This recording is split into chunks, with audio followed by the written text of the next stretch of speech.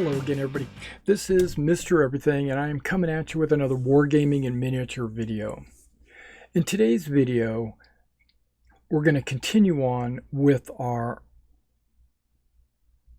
15mm Napoleonic Rules Project update. All right, now, for those of you that have been following my updates, you know that I am currently in the process of writing my own rules, as well as building forces out for the Battle of Quatre Bras. I chose Quatre Bras. One of the reasons why I chose Quatre Bras is because it involves a lot of the armies that I enjoy, like the British and the Nassau, Dutch Belgians, Brunswickers, as well as, of course, the French. I mean, you know. Well, and it's also not unmanageable. It's not so big. It's not a Leipzig. It's not a Waterloo. It's a chunk, a core versus a core, technically, and that's a good amount. And then from there, from the core versus the core, if I wanted to build a second core, or if I wanted to build more divisions going forward, I could. But I wanted to target a battle that didn't have too many forces, and had the forces that I liked playing. Okay, enough of that.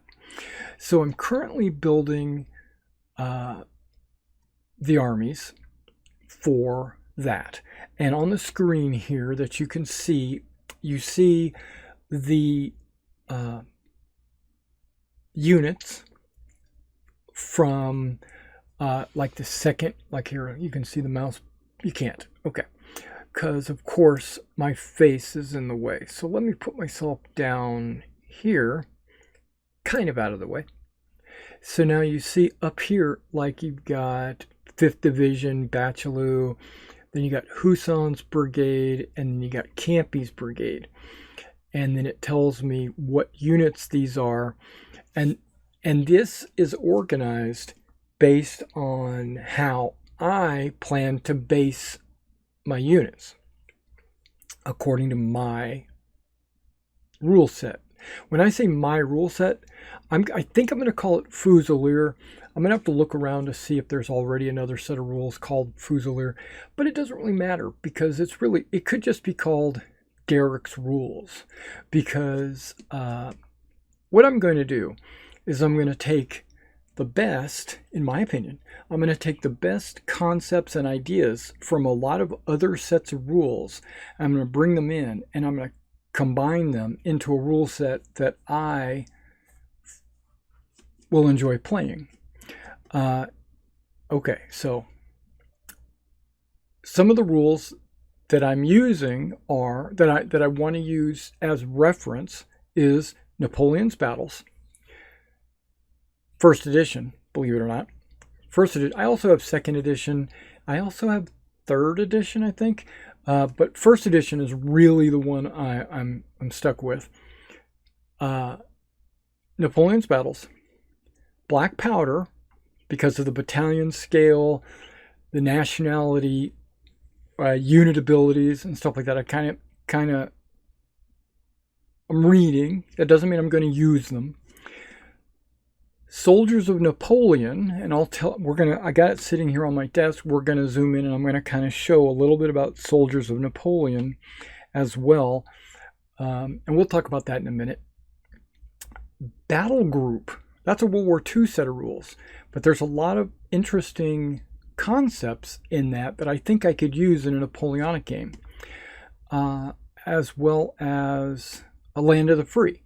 Land of the Free was specifically focused on American War of Independence, but it has a lot of ideas but it also goes up to 1815, so that's the Napoleonic period. But it had some ideas that I kind of liked. Okay, so the spreadsheet you see here are all the battalions broken down into how many bases are in that battalion.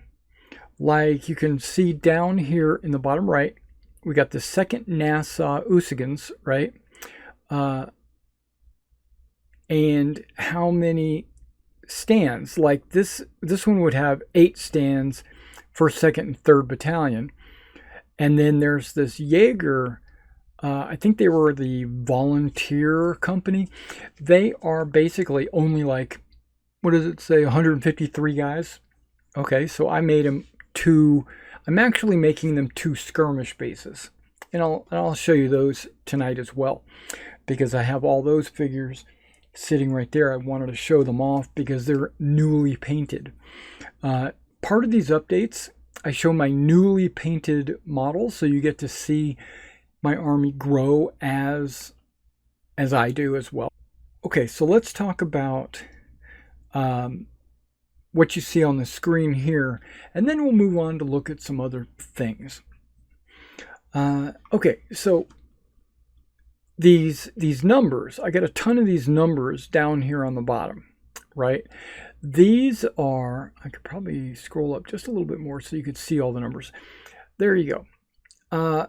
I basically took all the battalions, right, in this corps, and then I broke it down in how many figures are needed in those battalions, how many battalions there were, because I needed to know how many battalions there were, mainly so that I could determine if I had enough command figures to represent those battalion command.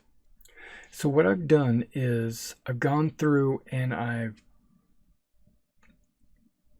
calculated how many figures are going to be needed to complete this project, right? Okay. And then I looked at the battalions, and I only counted the battalions that I've not finished, right? And then I came down here and I saw, like, let's say the French. This little section right here is the French section. Then you got the British, the Hanover, Nassau and Dutch, and then we got the Brunswickers, right? Okay, so just looking at the line infantry, because there's the 2 main infantry types in this battle for the French are line and light. There's no guard infantry participating in this battle, and there's going to be 15 battalions that I hadn't finished, and that totals 344 figures, because like this battalion and this battalion have less figures than this battalion. This has 6 stands, right, which is 24 figures, where this has 4 stands, which is 16 figures. So I had to go through and did all the adding and math and calculating, and I found that I was going to need 344 line figures. And I currently own, that's the next line over, I currently own 376 line figures. Okay. Now these figures on the right include the command, the drummer, the rifleman, all that stuff, right? Flankers. And then when it came to the light, you can see that there's like 9 battalions. I needed 216, but I only had 200 official light figures, right? But 0 command. And I noticed that these light bags, and I am 99% of my figures are Old Glory 15s. I have some Essex, I have some alternate armies, I have some, there's a few other brands out there that I have, but mostly it's Old Glory. And I noticed that my Old Glory Light Battalion figure bags don't have any command figures. So I bought a French command bag, okay, and the line battalion does have command figures in their bags. So I supplemented the light with command figures, and those command figures were tallied into my line total, just so you know. So basically, what is that, like 32 figures that are extra, because 344 to 376. Let's bring that up a little bit more just so you can see. Oh, hell, we can go crazy. Okay, so so those extra figures I'm going to use as the command in these battalions. Should be no problem. I'm going to have way more figures than I need, right? Because right now I've got 576 and I only need 560. Okay, so really I'm only going to have like 16 extra figures, I guess. I can make a little battalion, maybe. I don't know what I got left. Okay, but same thing with the chasseurs, the lancers, dragoons, and the cuirassier. I make my, like you can look right here, these are two figure bases, and those, so that would be a 12 figure battalion, and you might notice that the figure quantities are the same as a like black powder figure quantity. It just happened to come out that way. I didn't mean that on purpose, but it came out that way. So there's two, so that'd be 12, and with two cuirassiers, that would be 24, right? Okay, so looking at the cuirassiers, I need 24, but the bags themselves come with 16. So one bag would not be enough, and two bags would be too many. So, but I got two bags. They wind up being 32 figures. I'm going to have enough. So if it's green, then that tells me that I've got enough figures, don't have to worry about it. The only thing that I'm concerned about is the officers. I bought a bag of generals, which comes with like 16 officers or something like that. There you can see it. I got 22 officers, but it comes with about 16 mounted officers. But then when you get a command bag, it also comes with like 5 officers or something like that. Somehow I counted through all my officers, and I've got, which basically are colonel and above, mounted on a horse. I'm sure I could find some officers that are walking around on the ground to supplement my officers. Plus, this total 34, including 2 figure officer stands like Foy. You know, here's Foy on the screen. He's going to have 2 figures because he's a division general. The brigade commanders are only going to be 1 figure. The division generals are going to be 2 figures. Wing, corps, they're going to have 3 figures, and then like armies are going to have 4 figures. And so I counted that as 4, 3, 2, or 1 figure.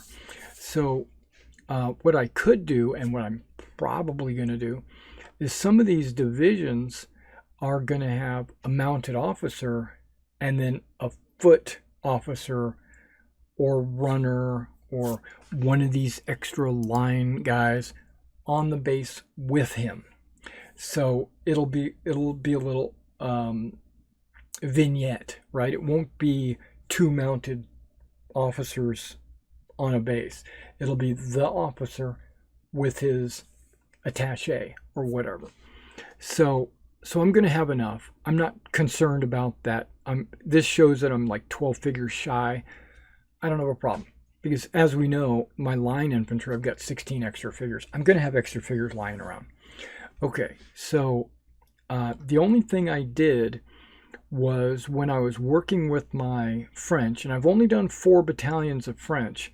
I've done the 72nd, 108th, 3rd, and the 1st, and they're all line, all greatcoats.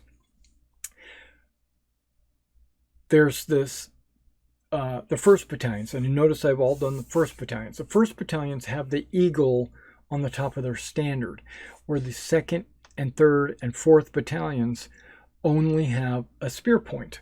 They don't have the eagle. So what I'm going to, I don't know if I want to do this. It's probably accurate to snip the eagles off of the standards, right? And then use some of my pliers, my needle nose or whatever, crimp the tip of the spear. It's soft metal, so it shouldn't be no problem. Crimp it and then cut it into a spear point, because it'll be round, right? And then I can smush it and then cut at angles and make like a little spear tip.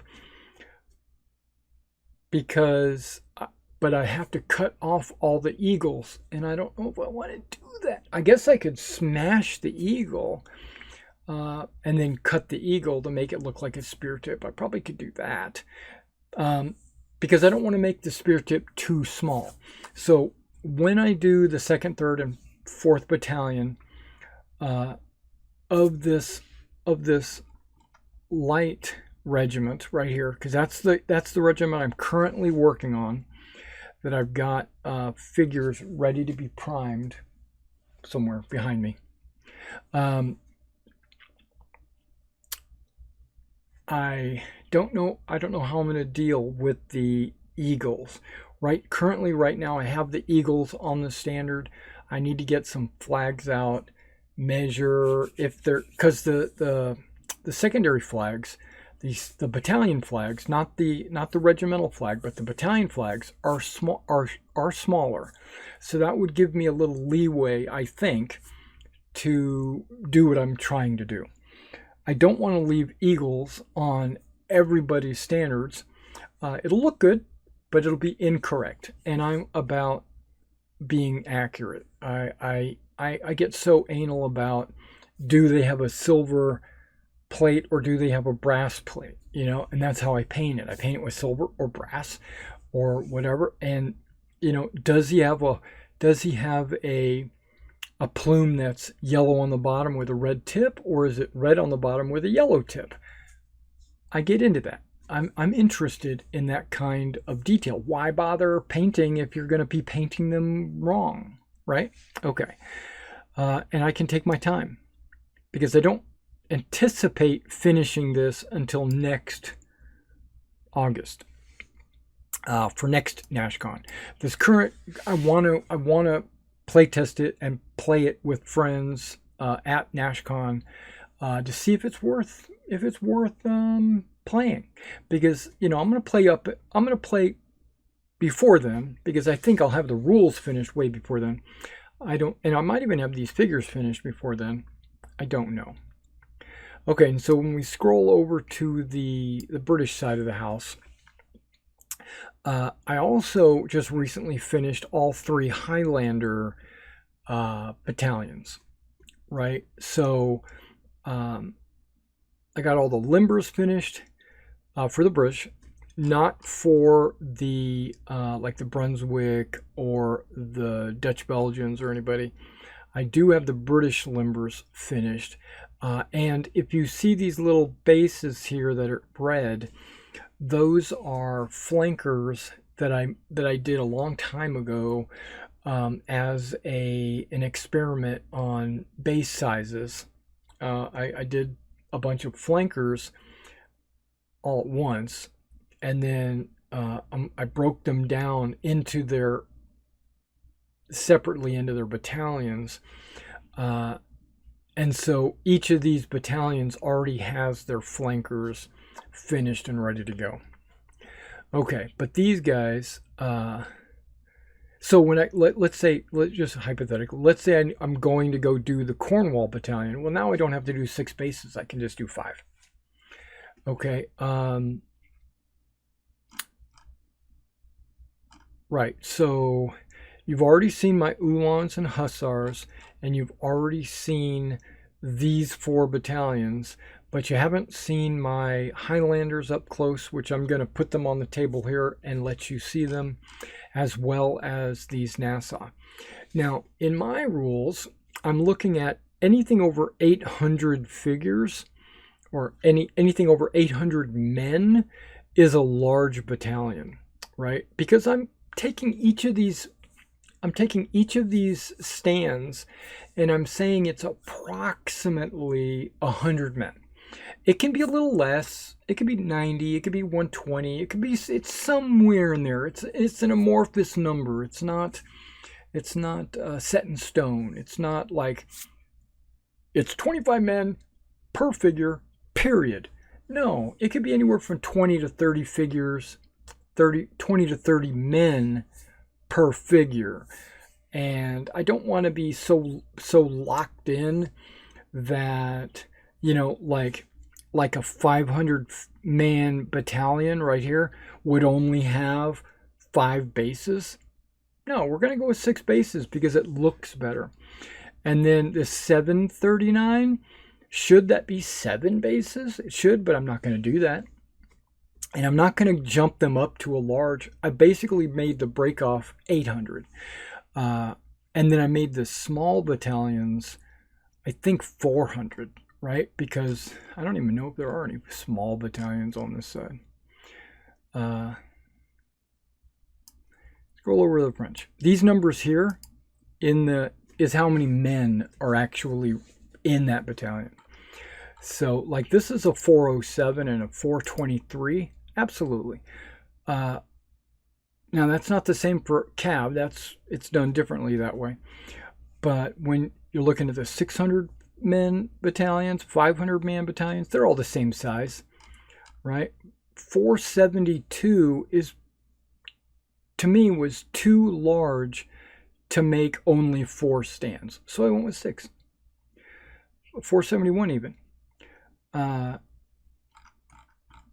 But the 423 and the 407, I figured it was closer to 400. You know, I was rounding off basically.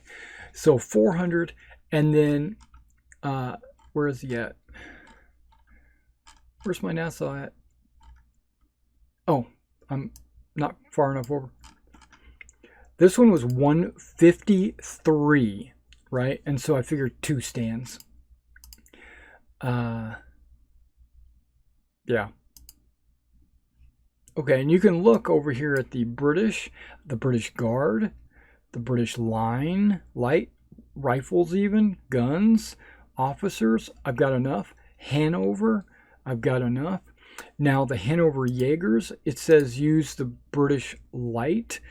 I don't know if it's British light or if it's going to be, yeah, I think I'm going to take British light figures from here and make this Hanover Jaeger because they're wearing the stovepipe, the plume is directly in the front, the cross straps, the way the uniform looks, it looks like a British light, and the Hanover Jaegers, they look almost exactly the same. Okay, now over here, Nassau Jaegers, I realized I didn't need to use the Dutch because the Nassau Jaegers look exactly like the Nassau light troops.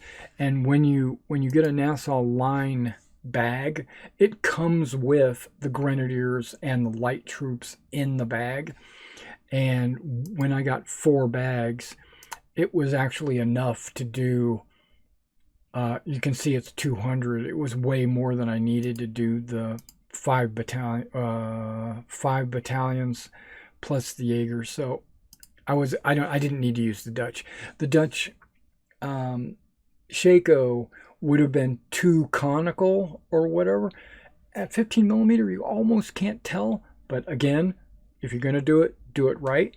And I wanted it to be a little bit more like Nassau, which we're more like a French Shako. So those guys are actually done. The Jaegers are done. And I didn't use the Dutch. I used the line troops to finish those. Now the orange, I think I did a whole video on the difference between I did a video on opening one of those bags and I did an open box. No, I guess you wouldn't call it an open box. I guess I would call it a what's in the box. And it basically showed what kind of figures you get in a bag. And you should check that out if you're interested in those Nassau. But I'm going to show you them up close so you get to see what they look like. Now, I've got enough of everything else, as you can see here. I got Dutch Hussars and Belgian Dragoons. I got more than I need. Now, I don't see... Okay, here's my officers. I'm not sure if I have the... I said I have 5, but I think I was assuming I could take officers from the British and fill that slot. As you can see, there's 25, and I said 5. I don't know if I've got 30 officers or something like that, but I might be able to use a Dutch Hussar officer or a Jaeger officer to represent my brigade commanders. I think I might be able to do that. I'm not sure. I'm gonna have to look at those. I don't think there should be a problem with that. Guns and crew, I've got enough guns and crew for all my guns. And then when it comes to the Duke of Brunswick and his officers, I actually have orange, right? I have the Duke of Brunswick. I've got Wellington. I have Hill. Basically, I got a bunch of named officers, but I also Cook. I think I've got Cook, but I don't have all the named officers in this battle. But that should be fine because a lot of the uniforms are exactly the same. So, like a brigadier general in one battalion or brigade will wear the same uniform as a brigadier general in another brigade. So, except for like Picton, I have Picton as well because I think I've got 2 Pictons. Which you just can't have 2 guys with a top hat. And I think I need Picton, right? He's one of the dudes. Yeah, he's right here. I'm not going to put on his base the 2 Picton figures. That would really be messed up. No. So what I'll probably have to do with that second Picton is probably sell it or something. All right, so that's enough of this spreadsheet and where we're at with the spreadsheet. There is one flag that I'm missing, and I do believe it is that 5th militia right there. I've got every single other flag that I need except for that 5th militia. These 2 militias, okay, when you buy this flag sheet from Fighting 15, it comes with a Jaegers. It gives them a hypothetical flag, which is cool.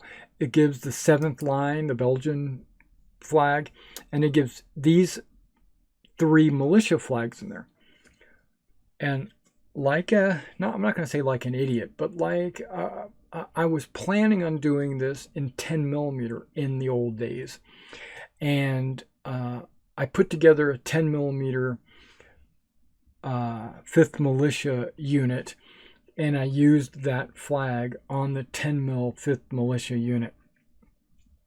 And now I don't have that flag anymore. So I can order this flag sheet again, right? I've considered it. I think I'm going to. And then I'll have all these extra flags for when I need to put together units for sale, right? Or I could just cut the 5th militia one out and use it, and then sell the flag sheet with the, at a discounted price or something like that, a much discounted price, half price or something. So you get a bunch of flags for less than what you need. All right, so that's something. Let me get out of this page and let me show you the figures that I just finished. And then we're going to go into talking about soldiers of Napoleon.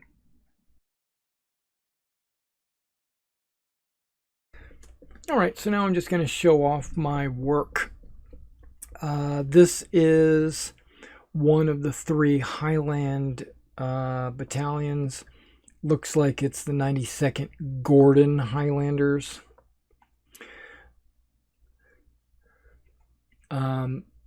one thing you'll notice on all my Highlanders, they're kilts.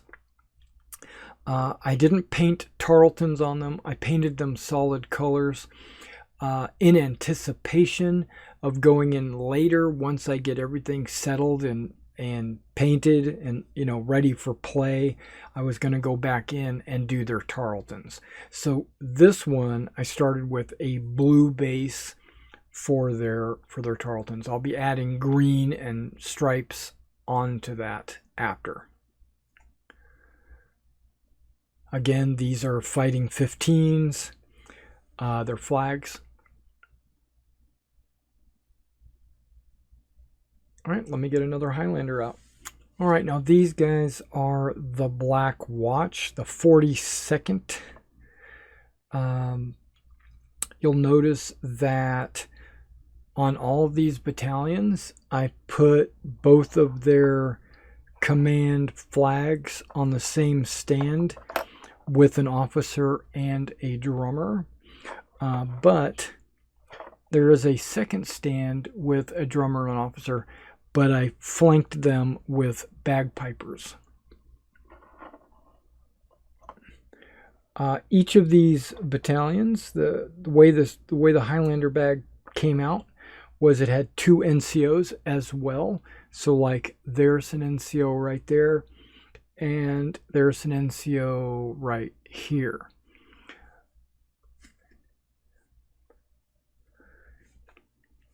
I think these guys turned out really well. And these guys have the green base on their kilt. Blue facings on their uniforms.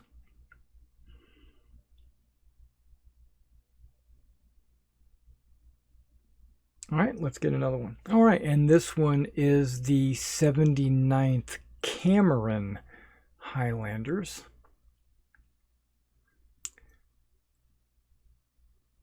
They have green facings.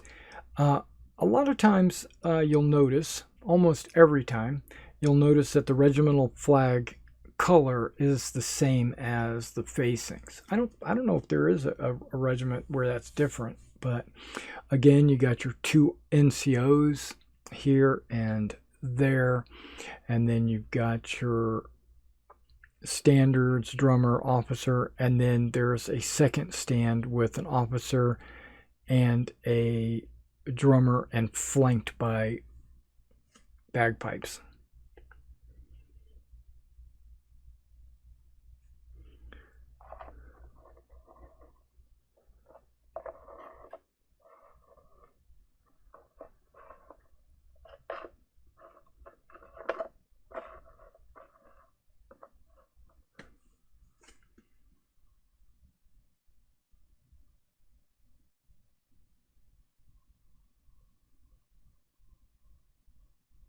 All right, now next up will be our Nassau troops.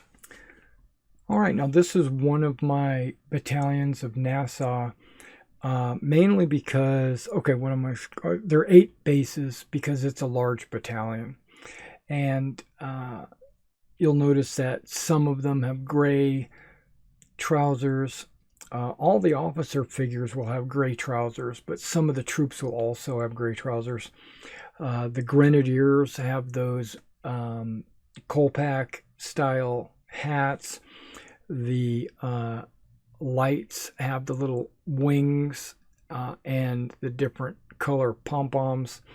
I made each of the stands a different company.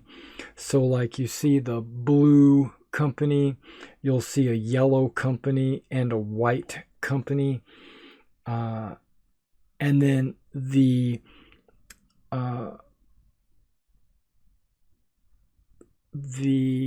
company that I put the additional officer, like this one, is the same color as the officers on the command stand. So technically this is a white company officer group, but it's obviously a battalion, but I made that the white company. The other battalions will be different colors. So they'll be either yellow or blue. Right. Yeah.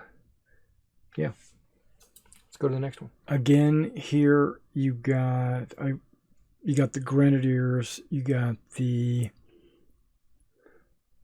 lights, and then you got the white and the yellow and the blue company. But again, the officer company I colored blue, and then I put that additional officer in the blue. So this would be the blue company battalion. So far you've seen the white and the blue.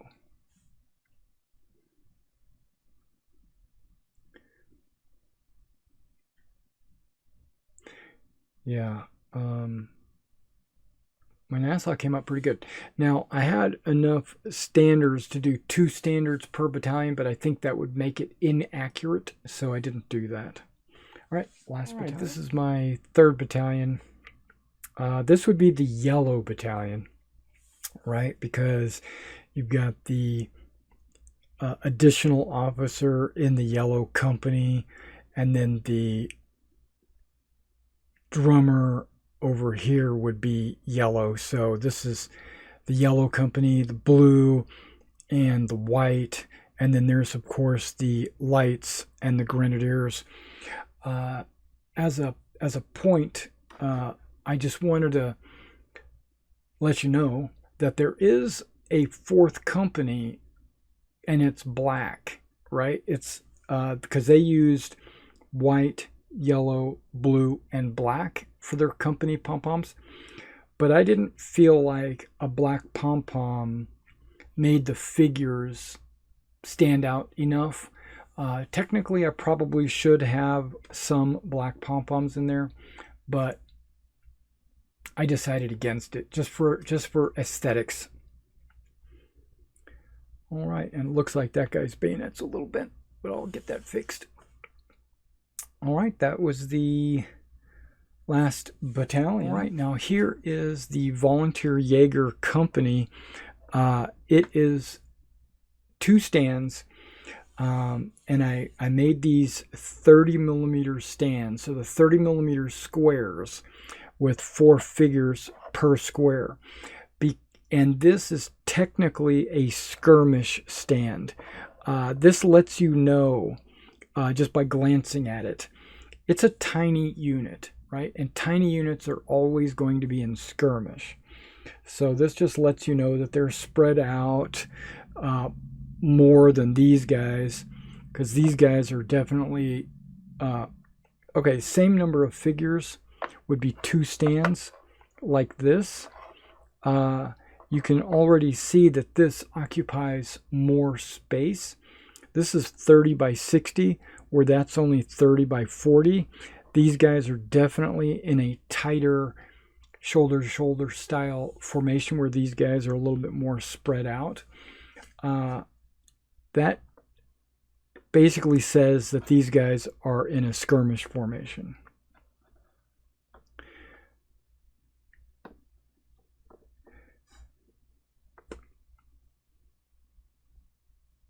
And I basically just used the light figures, and I grabbed an officer and threw him in there just so there'd be a little variety, because the Nassau lights all have the same pose.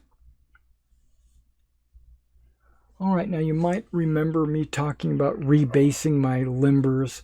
I went ahead and did it. The limbers are rebased. They're now on 80 millimeters instead of 100 millimeters. Yeah, that's an 80 millimeter base. And here would be an artillery battery that limber would be carrying, right?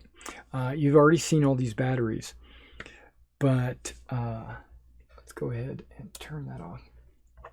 So now with this being 40, so that's 80 millimeters right there, added together with this other 80 millimeters, you're looking at 160 millimeters on the table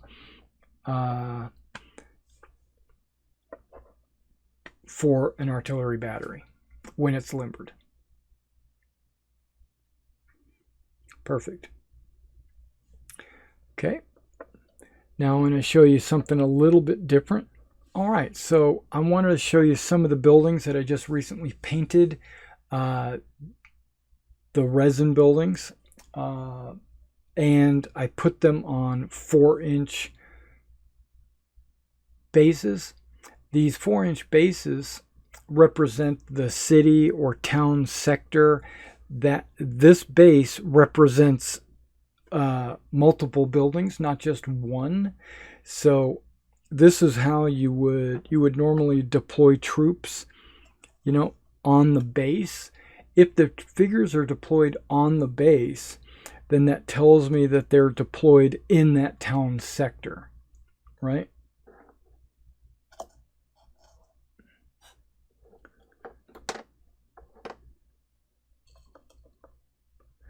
You know, so there you go. There's, and I could shift that, maybe put him there.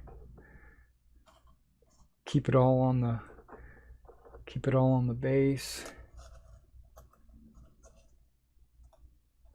Okay, so that's a large battalion, 8 bases still fitting in that town sector with that building.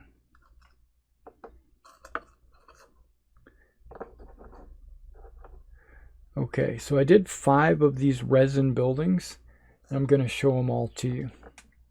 Okay, now on almost all of these buildings, this is two-tone dirt underneath the static grass. There's one tone for the grass, and then there's a tone that I used for like walkways and things like that. And so when I put the static grass on, I left that open for that. Now I've considered putting like fences or a tree or something like that on the base to make the base a little bit more lively, but the downside from that is you can't put figures evenly or easily unless you position those trees and bushes properly. So that's still a thing that I might do. I don't know if I'm gonna do it right now.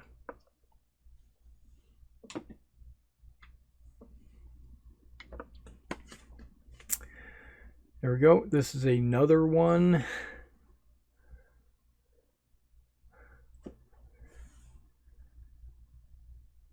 Of my buildings.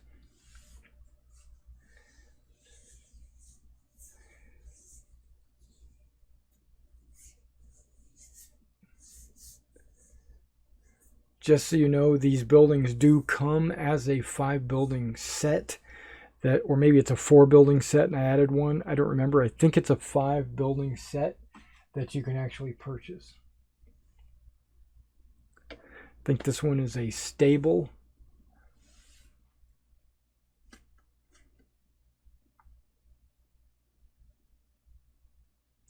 And be sure in the comments, let me know what you think of these buildings, if you think they're good or bad, or if you think I should bother with the bases or not, or should I maybe have made these bases 5 inches? And that way it would have given me room to put those trees and fences and hedgerows and stuff like that. I think I don't need to do that.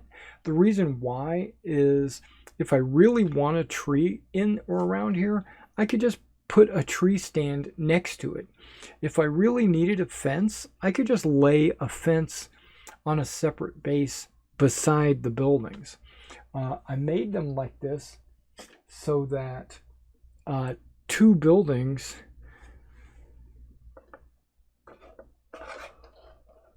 would fit as a town just side by side, you know, and then I could put the like a road right there or something.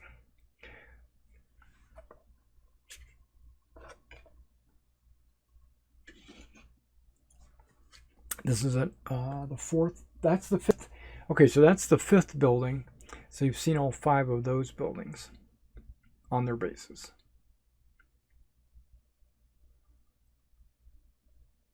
Alrighty.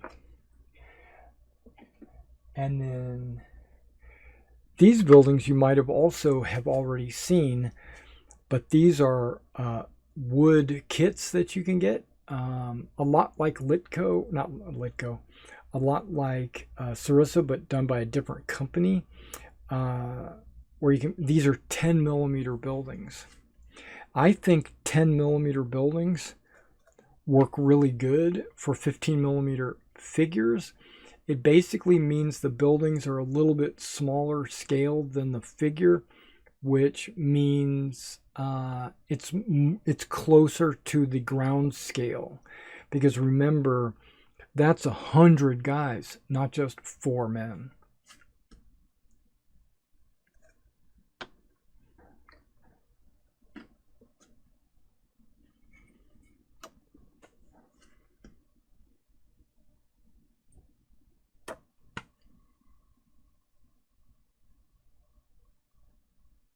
Not bad. Not bad.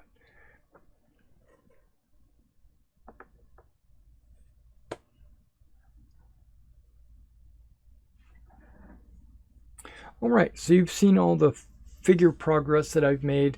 Now, finally, last thing I want to talk about is my ideas for the rules. Okay, so we're going to bring out the rule set, the newest one that I've got that I'm looking at, and kind of just go over some ideas with you. All right, guys, we're going to talk about Soldiers of Napoleon, but again, I want to emphasize this. This is not a review of these rules. This is not a boot camp where I go over the rules and I explain how to play this game. All this is I just wanted to show you a few things in these rules that opened my eyes. I was making a mistake writing my own set of rules. I was inadvertently or unknowingly complicating my own set of rules, and I thought it was like, ooh, this will be a really cool game mechanic. Let's do it this way. And I was more excited about doing something different than I was about making it fun, fast, and playable. I want my game to be fun, fast, and playable without too much complication. And when I read this, there was a couple of things in this that I was like, oh, why am I doing it this way? There's easier ways to do things. Okay, let me show you where I was making my mistake. I'm going to bring out a battalion of,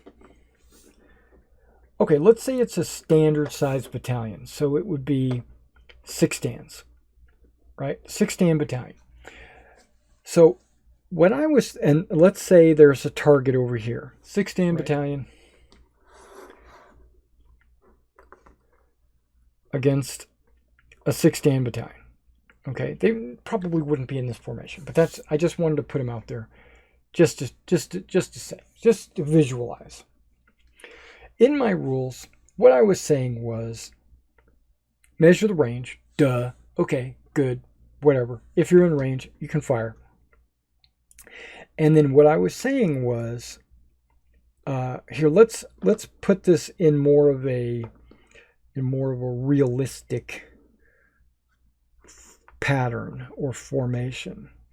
Okay, so I was saying that the shooter would declare who he's shooting at.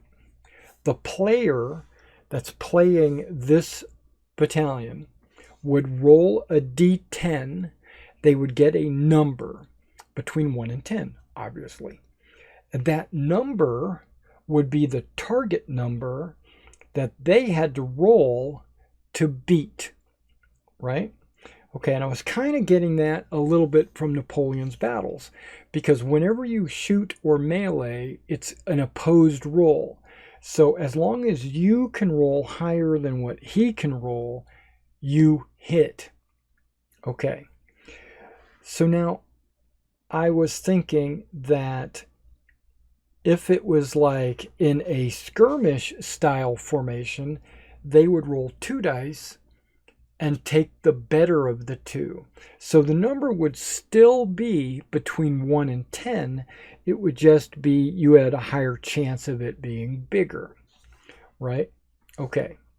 If you were in a square formation, I was thinking you would roll 2 dice and take the worst of the two, because that would give you basically a penalty, but you still could get a number between 1 and 10. Okay. And then the shooter would roll a number of dice based on this dice pool system that I got from Land of the Free, which Land of the Free says, and now I'm quoting rules that I might not fully understand, but I'm really looking at these rules as ideas and as concepts, and not as the actual letter of the law rules. So it would say you get 2 dice to start, and then you add 1 per stand. And the way they do stands is like that, right? So it would be 1 plus 3, so you're rolling 5 dice.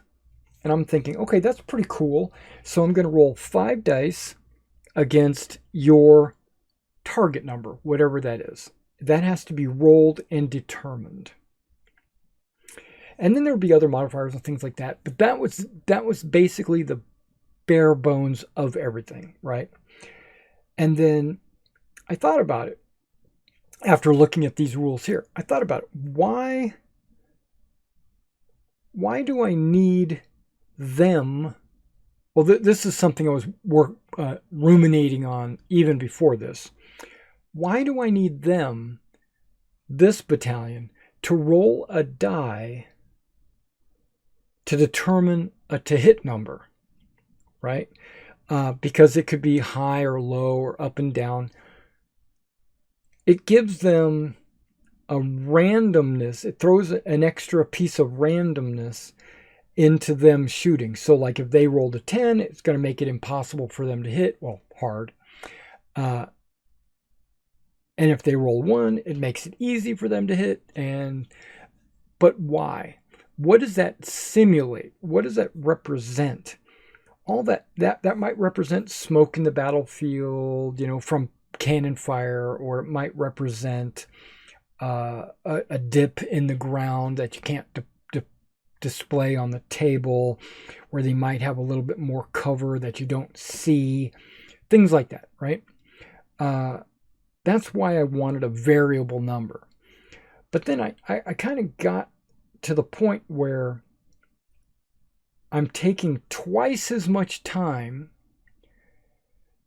to roll a damn to hit roll. I'm asking one player to stand there and roll a die,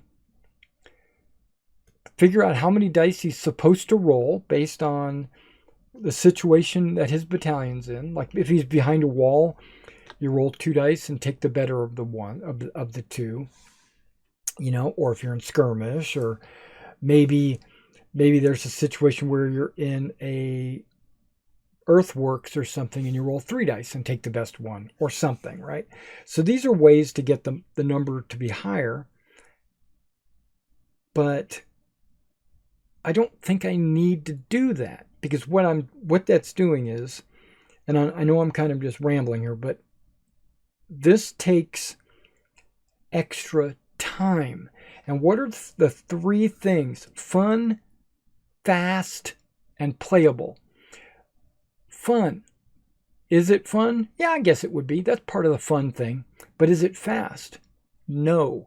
What it's doing is it's making 2 rolls for 1 shot, right? So I have to wait to find out what my target number is before I roll, or we could roll simultaneously, but most players aren't ever going to do that. They're going to say, you roll your target number, and then I'll roll to see if I can beat that target number. That's the way most players in my life think. they could roll simultaneously and then figure it out. But now you're making it more complicated because now there's more dice on the table trying to figure out which ones are which. So is it fun? Sure. I think it would be fun for a lot of people. Is it fast? No. Would it be playable? Sure. Yeah, I don't have a problem with that. So, but the one thing it doesn't do is the fast. So I thought, okay, how do I make that? How do I get rid of that extra die? Well, you basically assign a target number. All right, so that's enough of this spreadsheet and where we're at with the spreadsheet. Does something unique, or not unique, maybe it's not unique, but what it does is it assigns the target number based on the shooter, not the target, right? They're saying if they're a better shot, they're a better marksman, they have more skill, that target number will automatically be lower, right? So they have a target number. I'm just going to see if there's any Nassau troops in here. Because they don't have every single troop out there. But they do have the Anglo-Allied, right? And they have something called Landwehr, Militia, and Reserve.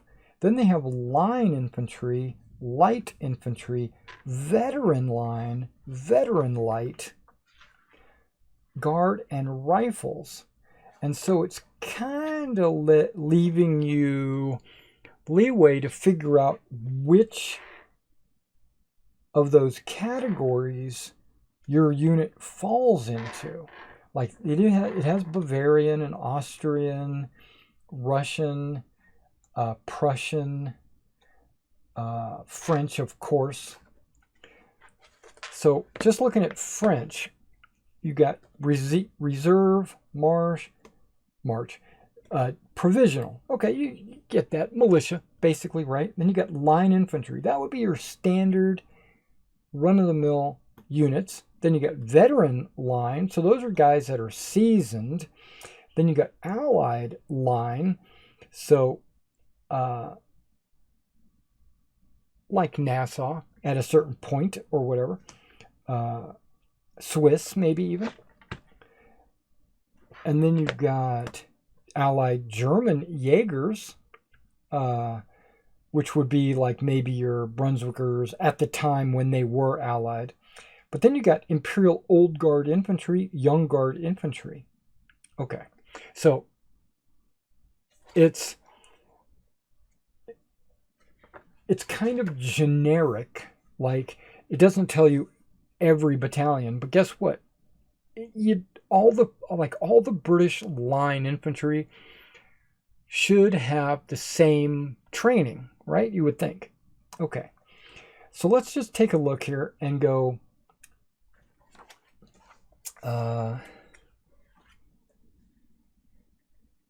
Of course, I would have all this worked out before a battle, right? You would work this out. You wouldn't be looking in your book. But here we go. Anglo-Allied, right? Let's assume this is line infantry, right? Line infantry. And it's got a short little write-up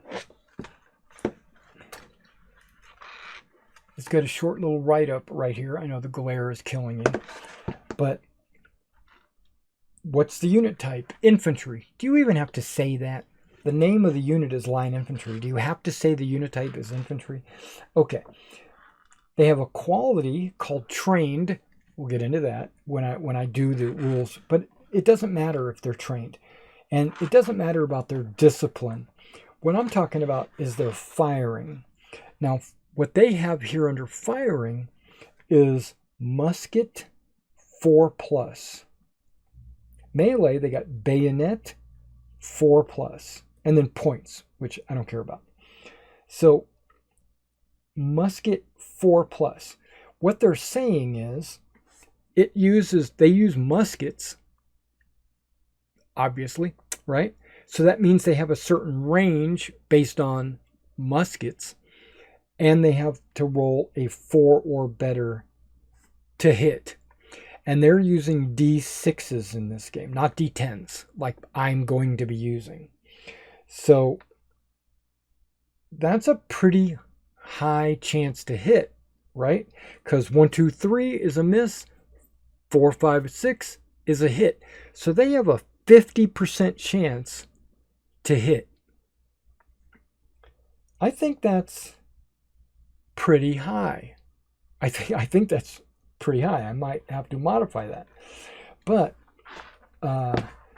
you take a look at, and all of these Anglo-Allieds, line, light, veteran line, veteran light, they all have musket 4+. Let's look at a militia unit, right? Militia, Landwehr, musket 4+. The melee changes, it becomes a 5+, but the shooting is exactly the same. Okay, let's go to French. Line, musket, 4+. 4+ all the way down, except for the Imperial Old Guard infantry has a 3+ on the musket. And the Jaeger here has a 3+. Okay, now I'm curious.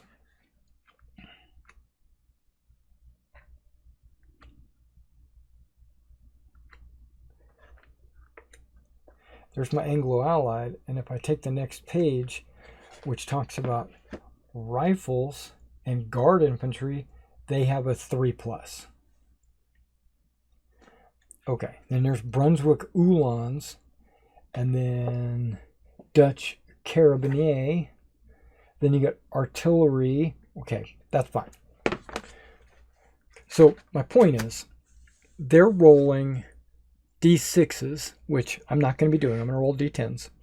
They have a set number based on the unit, and that could easily be jotted down on a little army list off the side of the table, or I can make little tags for the back of these units that show what their to hit number is, 4+ or whatever, right? 99% of the units are all going to have a 4+.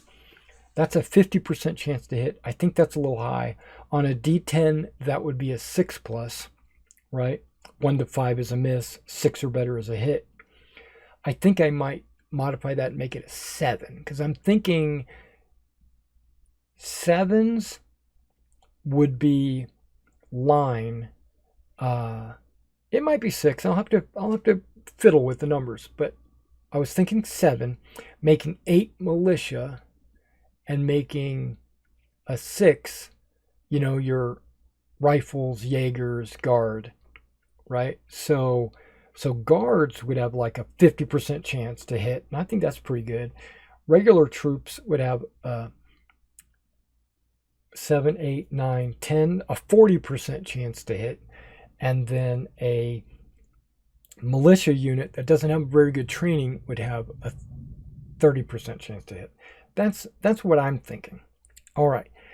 So now they say, and now understand that their bases are based 4 figures a base, but they're not. They're more like this, where you have 2 deep per base and only 2 wide. So that would be a base, and that would be a base. And it would look a lot like the Napoleon's battles bases, right? Which Napoleon's battles basing would work perfect for this game. But since I don't plan to do that, I never plan to do that, I'm going to go with the 4 side by side.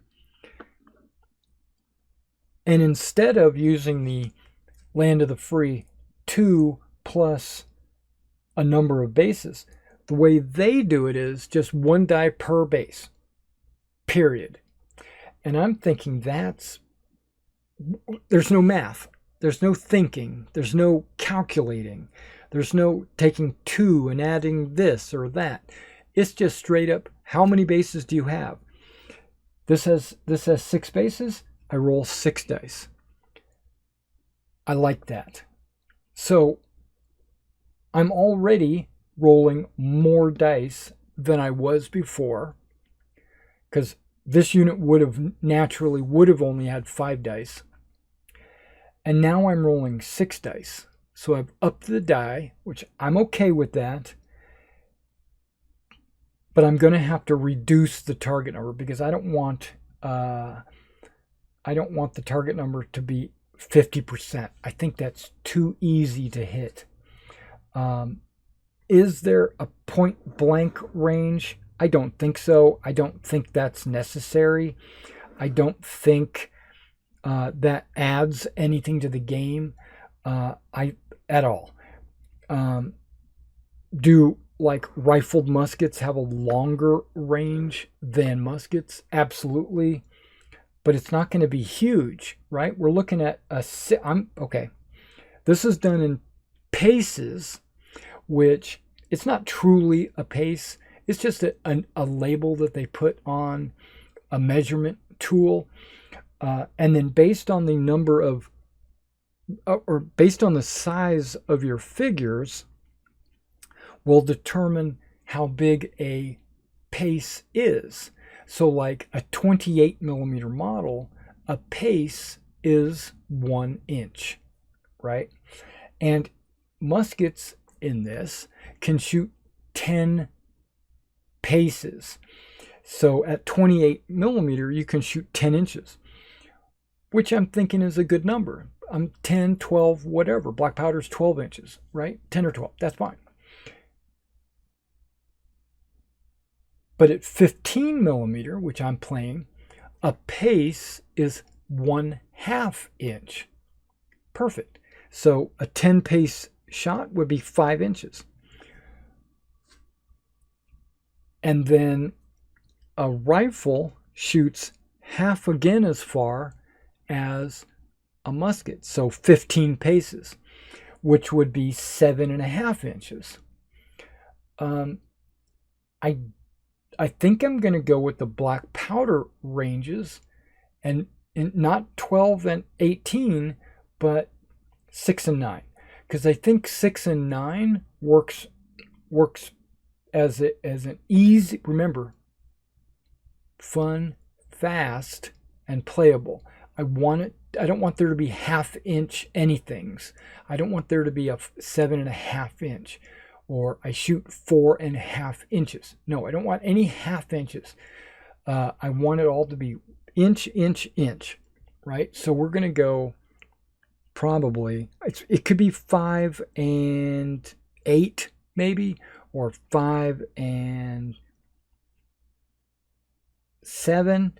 But I think I'm going to do 6 and 9 because I think a good shooting range of 6 inches is very manageable, very playable. Like that would be close to 6 inches.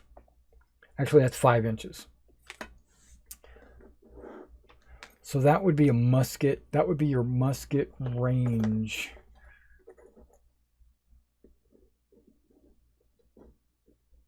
Right about there. That's 6 inches, right? And I think that's a good looking range. I don't have a problem with that. And at my scale in the game, if I'm basing my inches on approximately 75 yards, what is 6 inches? That's 400 yards, right? So you would be shooting at 400 yards. That might be too far. I think 300. Okay. All right, guys. After doing a little bit of quick research, the muskets, they could fire up to 1,200 yards, but that's lobbing the round at a 60-degree angle. The bullet could travel 1,200 rounds. They recommended not shooting until 100 yards or maybe 175. In most cases, a volley could be accurate up to 300 yards. So if I take my 300 yards and I divide it by my 75 yards per per inch that I'm planning on using as a scale. That's what the basing scale and my movement scale is going to be based on, and my battlefield setups and everything. The battalion takes up an area based on a 75 yards per inch scale. Then I should stick with that. And that's 4 inches. And then I could do a 6 inch for rifles and for those extended ranges. So a 4 inch musket shot would be approximately that close. And that still looks pretty good to me. They're not huge ranges, right, for the muskets. And that's good. I'm glad. In this game, they say 5 inches, which is basically half of the paces. I might stick with that just because. What is 5 inches? 5. Okay, that's 375 yards, which is not unreasonable. But I still think I'm only going to do... But I don't want to do just 6. I might go 7. 5 and 7? 7 seems reasonable, not 7.5. Yeah, so I might do 5 and 7, or I might go 4 and 6. I don't know. 4 just seems a little bit too close. I don't know. It just has this feeling that it looks too close. I'll have to tweak it and figure it out. But basically what I'm saying is, okay, I went on a little bit of a tangent. In this set of rules, you roll 1 die per base, so I can just add 6 dice, throw the dice. I'm looking for a 90, most of the units are 50% chance. So the odds of me getting 3 hits is great, right? I could get 6 hits, but usually I'm going to get 3 hits. And in this set of rules, a hit is not a wound or a casualty removal or a stand removal or anything like that.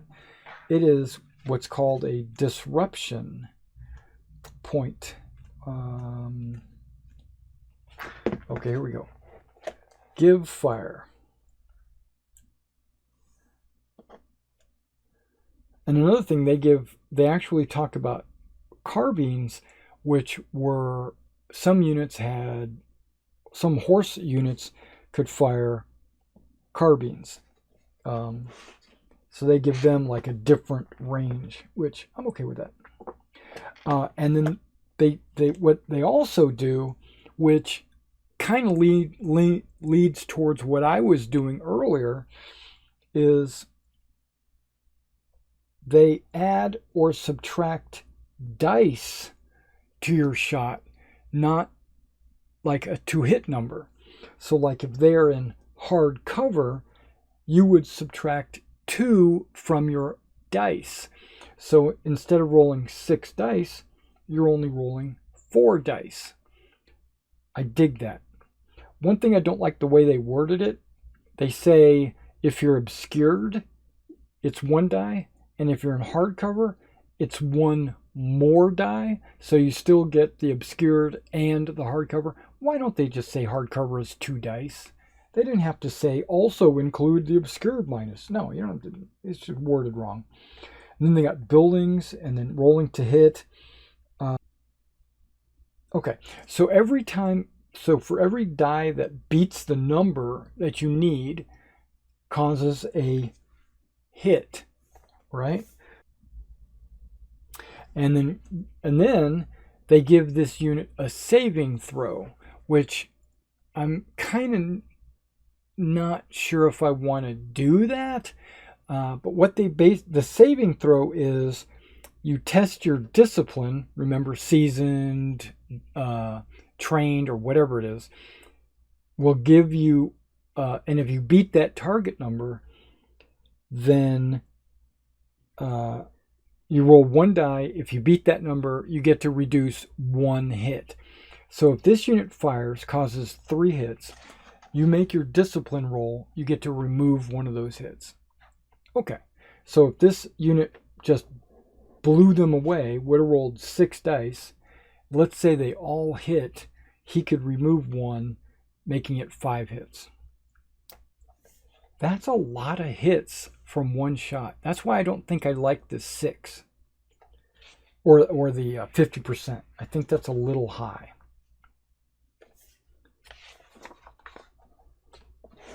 Okay. Melee is pretty much the same thing.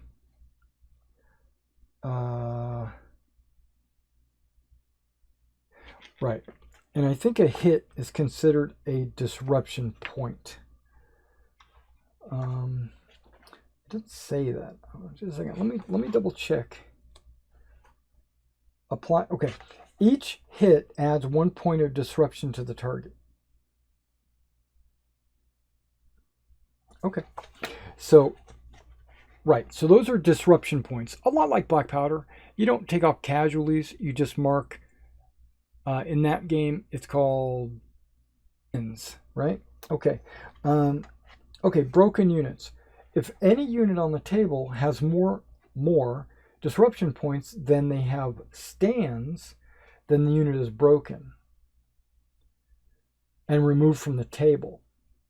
So that's a really quick way. If he did 6, it's not going to kill him, right? Because he has to have 7, 1 more than you have stands. And then there's one more thing I want to talk about real quick. But, okay, so do I like that mechanic? Yes, I think larger units should have more staying power. I'm not sure if I like the saving throw idea, because what is that going to do? It's going to slow the game down. That's an additional die roll. But what that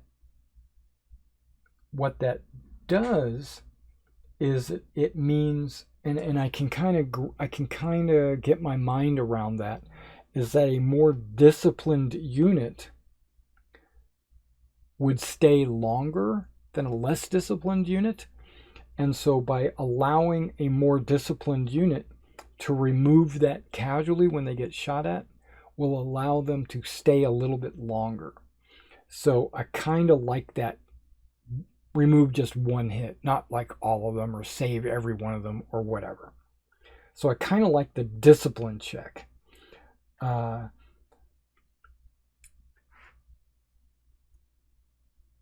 The exceeding the number of stands, I like that too, because a bigger unit is going to have more staying power, because a huge unit taking minimal, losing some companies is not going to break them.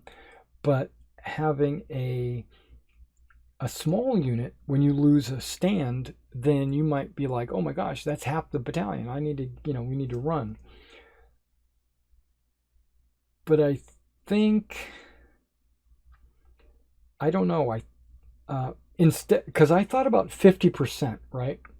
I thought about doing actual physical casualties and removing stands once a casualty is killed, but I'm not going to do that. I'm not removing stands. But I had thought that once, this came from Napoleon's battles, the majority of the units out there, when you lose 50% of your figures, then you break and you're destroyed. In this case, that would be 12 hits instead of just 6 or +1, 7.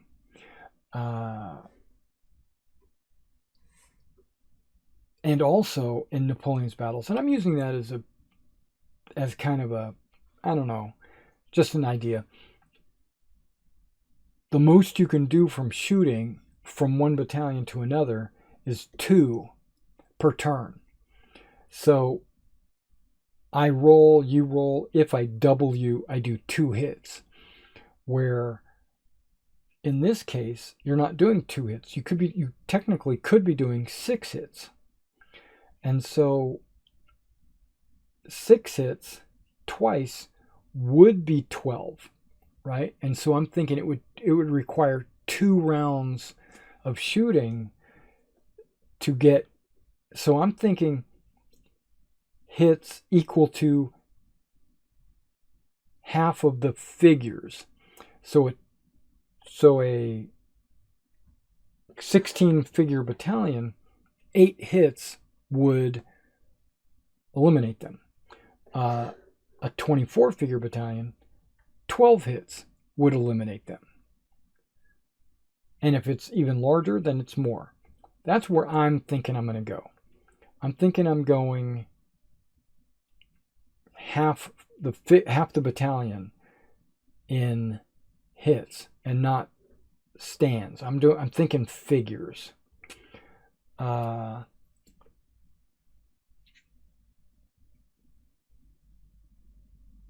way Soldiers of Napoleon works, very easily I could have 2 battalions shooting at this one battalion and eliminate them, right? Boom, boom, gone. And I think that's maybe a little bit too rapid. But if they did 6 and they did 6, that would still be 12. This unit would still be eliminated.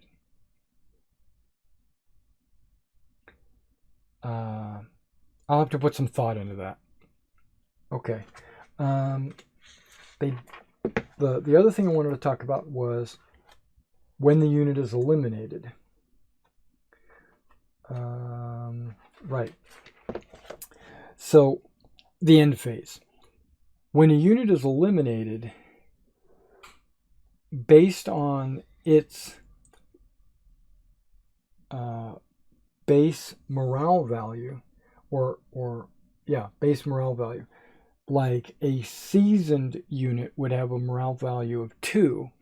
So if this unit gets destroyed, you roll a die, compare it to, I'm cross-referencing on a chart, right, that I have to have on a quick reference sheet or something. And if I get a morale value of 2 and I roll a 1, a 2 to 5, or a 6, it tells me how many victory points I earned.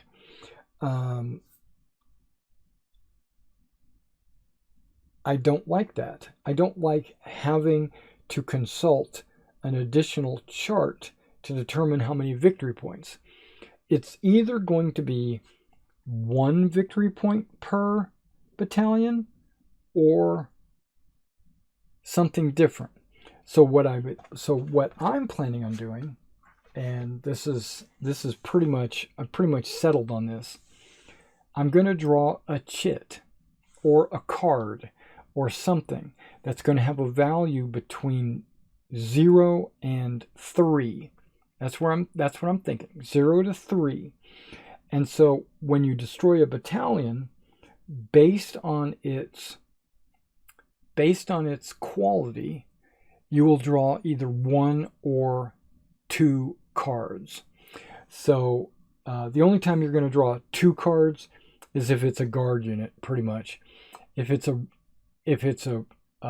regular unit, you're just going to draw 1 card.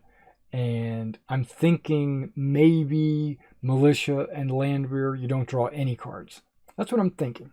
So they're like free. You can destroy them all day long. It won't affect your game. Or maybe for every 2 militia you get destroyed, you draw 1 card. That's probably the way I'm going to do that. So if you get 3 militias killed, you still only draw 1 card.